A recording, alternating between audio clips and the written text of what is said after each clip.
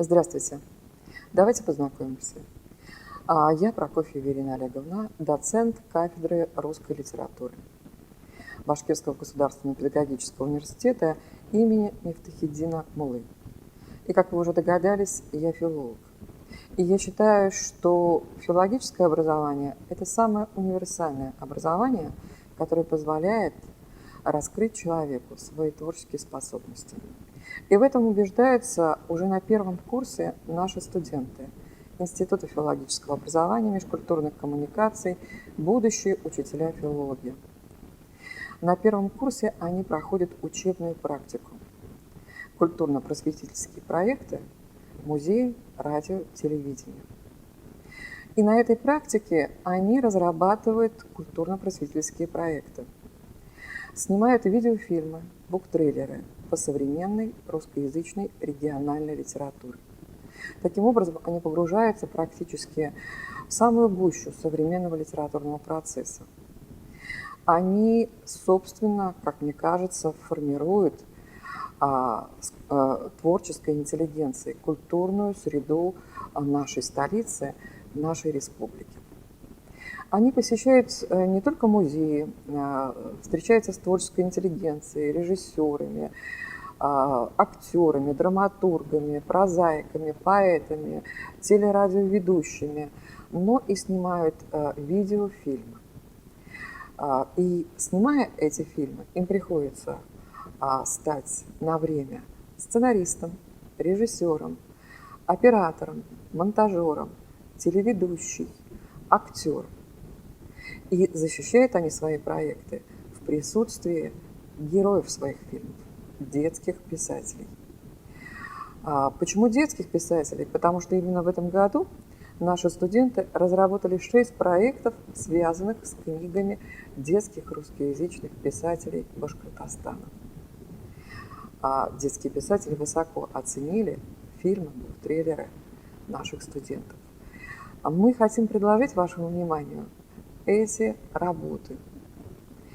И если вы творческий человек, если вы хотите раскрыть свой творческий потенциал, получить прочные основы будущей профессии, которые, повторюсь, помогут вам реализовать себя в самых разных областях знаний и в самых разных профессиях, приходите учиться к нам в Институт филологического образования и межкультурных коммуникаций Башкирского государственного педагогического университета имени Мифтахетдина Муллы.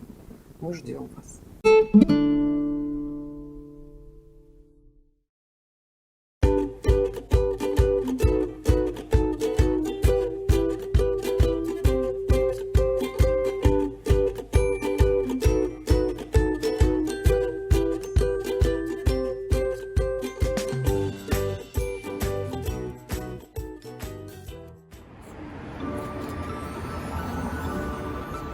Зарина, что с тобой? Что ты читаешь? Вы что, девочки, да это же Пуговкин зажигай! Гузалья Риткулова! А это кто? Как это? Точно! А давайте мы сейчас с вами спросим у Алисы. Алиса, скажи, пожалуйста, кто такая Гузалья Риткулова? Ариткулова Гузля Ревгатовна родилась 6 июня 1965 года. Она попробовала себя во множестве профессий. Была и мастером на кожзаводе, и кондуктором троллейбуса, и воспитателем. Представляете, как долго Гузля Ариткулова искала свое призвание и, наконец, нашла себя в литературной деятельности. В 2009 году впервые вышел сборник «Дедушкины сказки», а в 2013 году книга «Близнецы в лопухах». Стерлитамакский автор является лауреатом, призером различных литературных конкурсов и премий. Среди них «Золотое перо России», «Хрустальный родник» и другие. В 2019 году была опубликована книга «Пуговкин зажигай», которая состоит из одноименной повести и рассказа «Парка». Вот только один фрагмент из книги Гузели Ариткуловой. Первую половину выходного дня мы с Димкой учили целую кучу умных слов. Выбирали наобум из орфографического словаря и старались запомнить. Но в памяти отложились только 4 редких слова – паноптикум, пандемия, попельотка, эбонит. Хорошо бы было узнать, что означают эти слова, например, попельотка. Зубрим как-то бестолково. Давай загуглим или в толковом словаре посмотрим, предложил я Димке. Гугли, если тебе делать нечего. У меня интернет не подключен. А у меня отключен даже на компе. Ну словарь-то хоть какой-нибудь толковый у тебя дома водится? Нет у меня никаких словарей, ни толковых, ни бестолковых. И вообще, у нас с тобой нет времени на такие пустяки. Главное, чтобы эти слова просто знать и вставлять везде. Их значение никого в классе не заинтересует. А если все-таки спросят или загуглят, и получится, что мы эти слова используем неправильно? Ничего они не загуглят.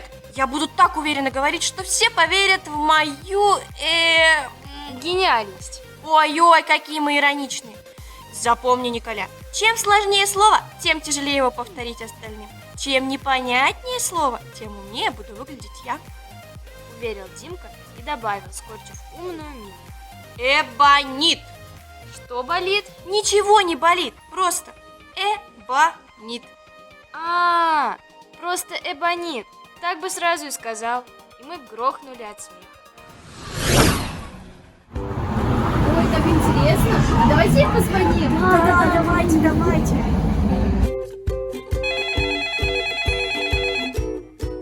Здравствуйте, девочки! Книга о дружбе, девочки. Не только о дружбе, а о хорошей дружбе, о настоящей дружбе. Книга о взаимодействии детей между собой.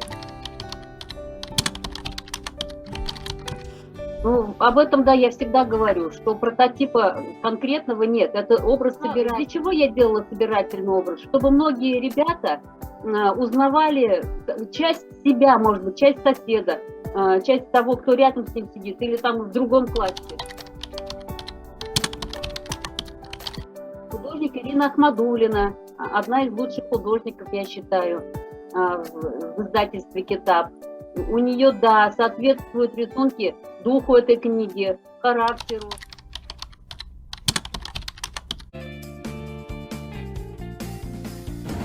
Кристина Стрельникова – современный детский писатель.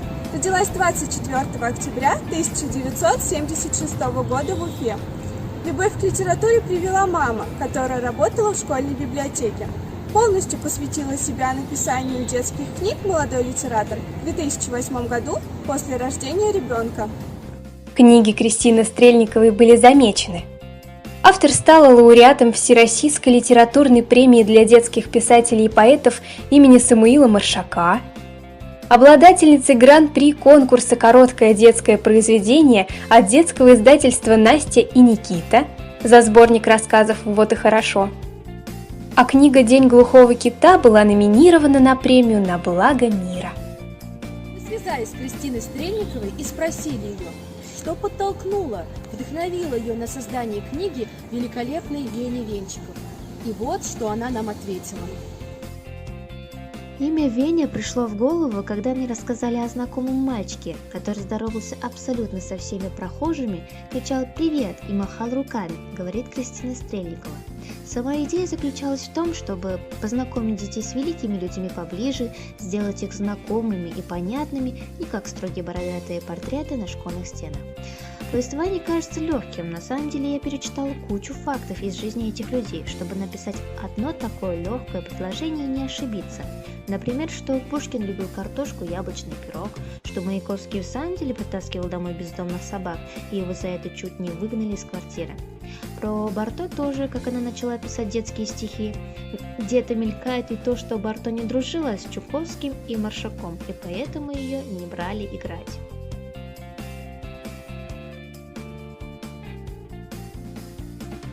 Дорогой Пушкин, не могли бы вы не писать больше стихов?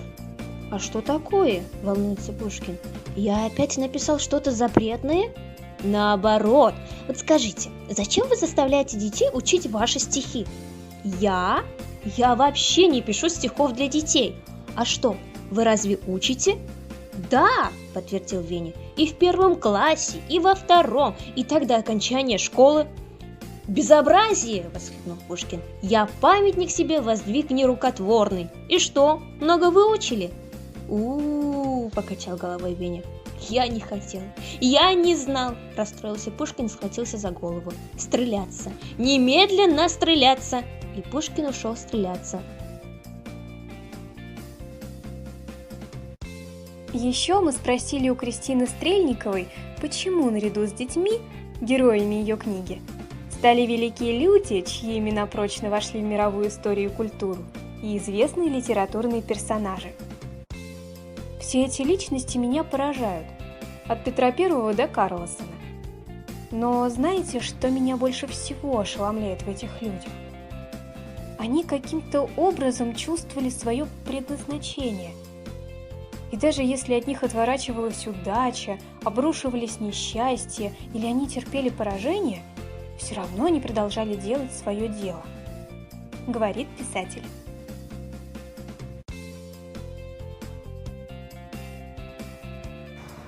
Веня не пытается исправить что-то специально в жизни. Он делает это нечаянно. Он вообще никого ничему не мучит. Он не хотел. Он просто отзывчивый, любознательный парень, хотя и довольно легкомысленный. Мы советуем прочитать вам книгу о Вене Венчикове и его друзьях, из которой вы узнаете, почему Суворов съел Наполеона, почему картошка спасла русскую литературу, почему Тургенев переписал Муму и многое другое. Мы абсолютно уверены, что книга Кристины Стрельниковой вызовет живой интерес у юных читателей и их родителей.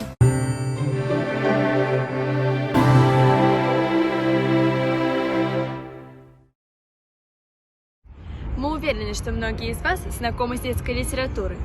Но жива ли она сейчас? И вызывает ли она интерес у современных читателей? Мы спешим сообщить, что детская литература находится в самом расцвете. Количество авторов растет, а их произведения становятся все более красочными и разнообразными. Вы думаете, что современные детские писатели, которые публикуют свои произведения в известных издательствах, живут где-то далеко от нас? Мы развеем этот миф. Талантливыми детскими писателями богат и наш край. Мы хотим рассказать вам о творчестве современного прозаика и поэта Светланы Войтюк. Войтюк Светлана Юрьевна родилась 22 ноября 1964 года. С самого детства она была увлечена чтением. Особенно Светлана Юрьевна любила творчество Льва Кассиля и Анатолия Алексина. Любовь к литературе определила выбор будущей профессии. Войтюк поступила в Башкирский государственный университет на факультет филологии.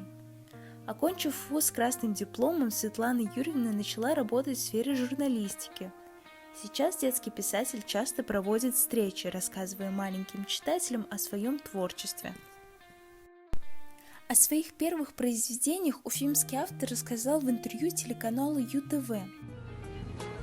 Достаточно спонтанно произошло. Моему сыну, он учился в 8 классе, задали написать стихотворение. И попросили его там рифмы подобрать, неглагольные рифмы. И я ему помогла, потому что ему было трудно. Потом что-то мне взбрело в голову, а дай-ка я сама попробую. Села и написала одно. Через некоторое время второе, третье. И так что-то меня это прошибло просто. Начался такой процесс неуправляемый, не зависящий от меня. В начале творческого пути это были небольшие стихотворения, а сейчас Светлана Войтюк – автор 10 книг для детей, которые были опубликованы в журналах «Бельские просторы», «Миша» и «Веселые картинки». У книг уфимского писателя яркие, интригующие названия: «Общие стихи», «Цирк, цирк, цирк», «Прогулки в Сашителе» и «Веснушки моей бабушки». Иллюстрации к последней книге, о которой мы хотим рассказать вам, подготовлены уфимским художником Ириной Ахмадуллиной. «Веснушки моей бабушки» — это сборник разнообразных историй. Книга разделена на 2 части. В первой включено 7 увлекательных историй из жизни пятиклассников. Это фантастические рассказы о неземных цветах, живом лифте и о других чудесах. Волшебные истории, в которых участвуют Настя Березкина, Боря Петушков и другие герои, заинтересуют многих читателей. Мы хотим вас познакомить с рассказом «Воздушное пирожное». Домой Настя вернулась в хорошем расположении духа. Разогревать суп она не стала. Вскипятила чайник, бросила в чашку одноразовый пакетик с заваркой и достала из ранца, завернутое в тетрадный листочек, пирожное. Она пошла в гостиную, щелкнула пультом от телевизора и плюхнулась в кресло. Чай в чашке был очень горячим. Настя отложила в сторону пирожное, надула щеки, чтобы подуть на кипяток, да так и застыла от удивления с надутыми щеками. На балкон опускалось что-то рыхлое, пышное, белоснежное и очень похожее на огромного размера сахарную вату, которую папа покупал ей летом в парке. Настя выдохнула резко воздух, поднялась с кресла и открыла балконную дверь. Сахарная вата влетела в гостиную и шлепнулась в кресло, в котором только что сидела Настя. При ближайшем рассмотрении сахарная вата оказалась облаком. Фантастические произведения этого сборника учат детей помогать другим, справляться с жизненными трудностями и с радостью встречать каждый новый день. Вторая часть книги посвящена историям детей войны. Эти произведения основаны на реальных событиях из жизни уфимцев. Мы хотим познакомить вас с отрывком из рассказа «Солнечные зайчики» 45-го. Утром Нинка проснулась позже обычного, с каким-то новым ощущением легкости. Она подошла к окну, привычно вжалась в стенку и выглянула в окно. Футболистов во дворе не было, все же еще на уроках в школе. Но зато уже зацвела черемуха, и аромат ее проник через открытую форточку. Нинка расслабилась и отлипла от стены, повернувшись лицом к окну. И тут же защурилась. По ее лицу замельтешил солнечный зайчик. Да так бойко запрыгал с одного ее глаза на другой, что она смогла открыть глаза только по очереди. Нинка зажмурилась, а когда солнечный зайчик отпрыгнул в сторону, она обнаружила прямо напротив своего окна улыбающуюся физиономию Генки. От ужаса, что Генка увидел ее такой страшной, лысой, Нинка инстинктивно обхватила руками изъеденную лишаем голову и вдруг ощутила на месте непонятно когда отпавших струпьев тонкие мягкие волоски. Мы рекомендуем вам познакомиться с творчеством Светланы Войтюк. Произведения этого современного детского писателя не оставят равнодушными не только детей, но и взрослых.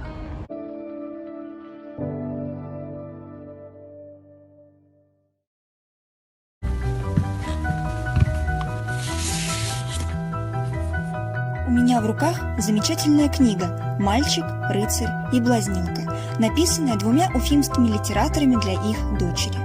Авторы сказки – Светлана Чураева и Вадим Богданов.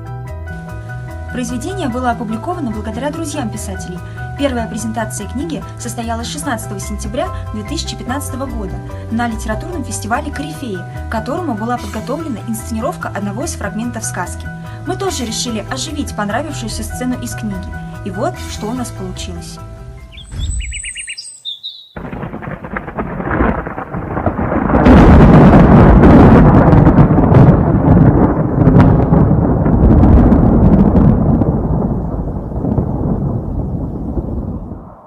Ты что же, не знаешь, что нельзя в полдень в поле находиться? Не знаю. А, городской. Ну, рассказывай, откуда взялся, куда шел? Раз уж ко мне попал, все докладывай. Сразу не убила. Теперь, как полевики предупреждали, вопросами уморит. Вздохнув, он коротко рассказал всю свою историю. Как вырос подкидышем косоглазым, как блазнилка ожерелье украл, как с рыцарем в погоню за вором отправились, как в деревне задержались, чтобы Марковею помочь. С чертями, значит, решил тягаться? Ха, ишь, какой умный. Ну, раз ты такой умный, отгадай-ка 3 мои загадки. Даю тебе срока до вечера. Не отгадаешь? Пеняй на себя, из-под земли достану. Отгадаешь, счастье тебе будет, что от меня легко отделался. Слушай, первое. Тут хрум-хрум, там хрум-хрум, так что за ушами шум. Если попадусь врагу, не боюсь, убегу. Вторая. Сверху пес как пес, снизу в землю врос. И третье. Свои стада пасу не на лугу, а в лесу. Но и на лугу поживиться могу, ведь мой обычай всегда с добычей. Сказала и пропала. будто ее и не было. Читая произведение, мы знакомимся с широким кругом героев. С удивительным шаловливым зверьком-блазнилкой, с доблестным и честным рыцарем осеннего листа, со смелым мальчиком-сиротой-найденышем, с принцессой Поклиной и королем по Поклинам, с магами, духами, чертями. Перечислять героев можно бесконечно. А как авторы придумывали своих персонажей, откуда брали вдохновение и многое другое, мы узнали из интервью со Светланой Чураевой. Спросить, в вашей сказке очень много героев, их невероятное количество. Как вообще они создавались? Откуда приходили идеи их создания? Ну, если вы заметили, там основные герои — это все-таки фольклор. То есть они взяты из фольклора, в первую очередь, русского. Там, конечно, есть и западноевропейский фольклор, и единственное, кого мы придумали, это, наверное, как раз был Блазнилка. И то есть такой персонаж в русском фольклоре — Блазень. То есть блазнить — такое старинное слово, казаться. Вот. Что-то мне поблазнилось, какая-нибудь там бабушка скажет. Придумали такого персонажа, который то ли есть, то ли нет. Да? То есть вот он как будто бы показался, вот он появился, вот, его увидели, но тут исчез. Еще вопрос связан с тем, что книга, она многожанровая и объединяет множество мотивов. Фольклорные, это ужастики, много всего. Как так получилось? Тут, наверное, как раз важно что-то автора, вот, поскольку у Вадима такое немножко мышление, как это назвать? В общем, он любит ужастики, и оно такое более трагическое мировосприятие. Вот. И там, где он прям вот целиком брал куски писать, то там прям вот жестил. Вот. То есть для него это, ему это свойственно, в принципе, это его вот такая почерк. Вот. А мне как хотелось, чтобы это была такая более детская, балаганная такая вещь, легкая. Эту книгу интересно не только читать, но и приятно держать в руках. Глянцевая яркая обложка, прекрасные иллюстрации. Их автор Полина Мироненко. Как вы выбирали эпизоды для иллюстраций? Я думаю, что я выбирала самые яркие моменты в главах. Меня на самом деле не ограничивали в сюжетах, которые я показываю на иллюстрациях, но были исключения, потому что я нарисовала иллюстрацию в главе, где появляется такой персонаж Смерть. Это девушка в белом платье, на самом деле там ничего страшного, кровавого нет, но так детская книга, в последний момент цензор почему-то решил убрать. Какое впечатление на вас оказала сказка? Книга очень веселая, она затрагивает взрослые проблемы и отлично подходит для чтения в кругу семьи. Мы читали эту книгу взахлеб, я даже пару раз плакала, потому что очень трогательные моменты есть. Мир сказки интригующий, притягательный, волшебный. В произведении гармонично сливаются фольклорные мотивы, фэнтези, мифология и даже ужастики. Интересно, что сказка «Мальчик, рыцарь и блазнилка» распадается на отдельные, занимательные и поучительные истории. Каждая напоминает читателю о том, как важно быть добрым, честным и милосердным.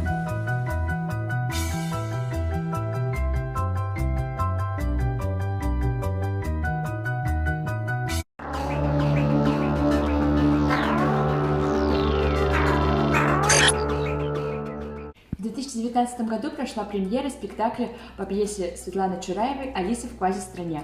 Это пьеса, которая обращена подросткам и взрослым, поднимает важные вопросы человеческого взросления. Этот спектакль не мог оставить никого равнодушным. Мечтательная и любознательная Алиса готова поверить в любую небылицу. На глазах зрителя девочка не просто растет, а взрослеет и, как все подростки, встречается с первыми проблемами. Уж 3 недели нет на миг, я не смыкаю глаз. Ищу какой-нибудь тайник, чтоб приютил бы нас. Ищу спасения от невзгод, что моего птенца подстерегают круглый год, повсюду, без конца. А где же в мире отыскать мне безопасный пункт? Ведь я готова, я же мать! В молодежной газете сразу после премьеры появилась статья Эмилии Завричко, в которой написано: «Интересно, что каждый зритель нашел свое в этом спектакле. Одни прочли тему сурового школьного воспитания, другие увидели взросление ребенка и необходимость дать детям возможность быть теми, кем их создал Господь, с их душами, взглядами, желаниями и талантами». Ну, идея какая-то, был конкретный заказ. Вот. То есть это режиссер ко мне пришла и сказала: Света, нужна пьеса по Алисе. А Алиса вообще совершенно не моя. Ну, мне никогда не нравилась эта книжка в детстве. И мне не нравились мультики по ней. Ну, более-менее фильм бёртоновский туда не шло, но это просто красивая картинка. Вот. И самое смешное, что режиссеру не очень нравилась эта книга. Но вот я уже говорила, был выигран грант театром. возник запрос на эту пьесу. Но так, как всегда в настоящем творчестве, когда ты во что-то влезаешь, даже если тебе это не нравится, потом обязательно начинаются какие-то совпадения, какие-то рифмуются события. Вот. Видимо, мне и режиссер женщина Ольга Штерляева, нужно было в этот момент именно вот эту историю про Алису перечитать заново, потому что одно дело детские впечатления, другое дело взрослые. Если ты ищешь ответы на вопросы, как устроен мир, по каким законам существует человек, что такое свет и тьма, что такое добро и зло, как живет и развивается душа ребенка, с какими проблемами встречается подросток, читай книгу Светланы Чураевой. Эта книга одинаково полезна всем возрастам, и детям, и взрослым. Уроки доброты от уфимского детского писателя Николая Грахова, «Лошадь Матильда» и другие истории. Николай Грахов родился в Уфе. Его детство было трудным. Семья жила в нищете. Но несмотря на это, взаимоотношения между членами семьи были очень теплыми. Николай Грахов никогда не мечтал быть детским поэтом. Однако уже в 15 лет написал свои первые стихотворения. Правда, их он считает своей первой литературной неудачей. Также мы могли бы знать Николая Грахова как известного музыканта, но перелом руки помешал ему тесно связать свою жизнь с музыкой. Но музыка не ушла из его жизни насовсем.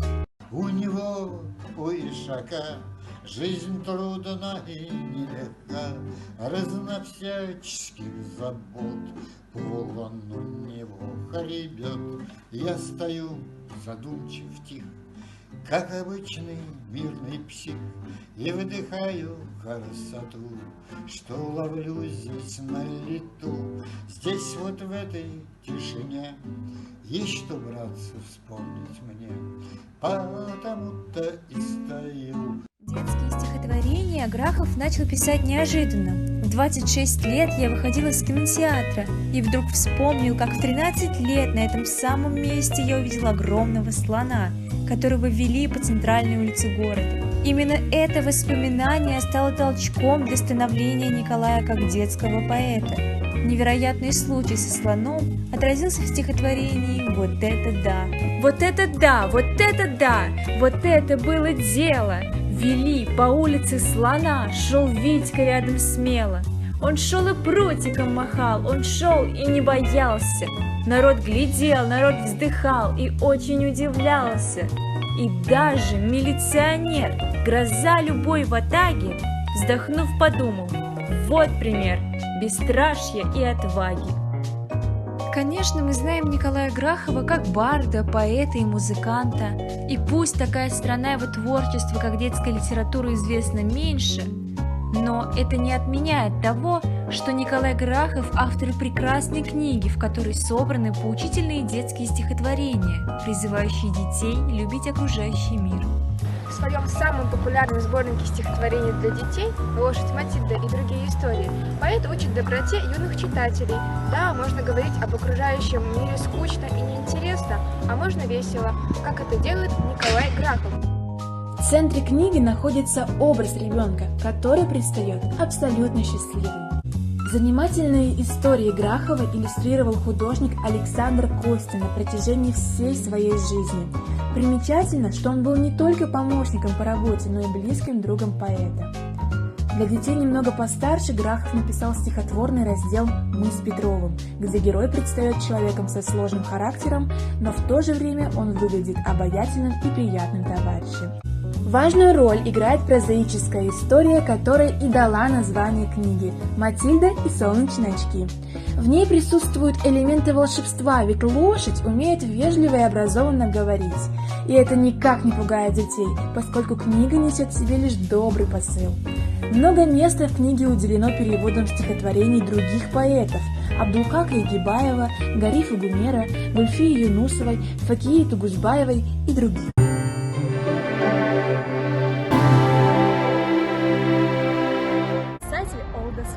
Говорил: не годится становиться взрослым, не прочитав детских книг. Читайте детскую литературу и помогайте детям знакомиться с новыми и удивительными книгами.